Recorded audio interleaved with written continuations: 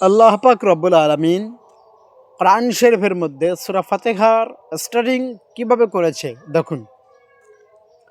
আলহামদুলিল্লাহি রব্বিল আলামিন আর রহমানির রহিম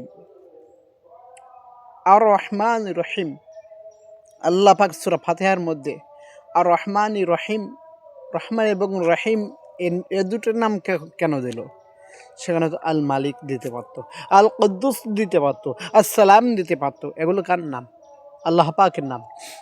এখানে তো ওই সমস্ত নাম দিতে পারতো, কেন দেয়নি? কেন?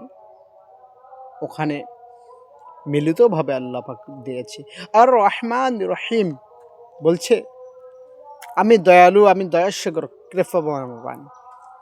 তোমরা বান্দা, তোমরা গুনাহ করেছো, আমার কাছে মাফি চাও। আমি আল্লাহ, আমি সমস্ত গুনাহ খাতাকে মাফ করে দেবো। সুবহানাল্লাহ।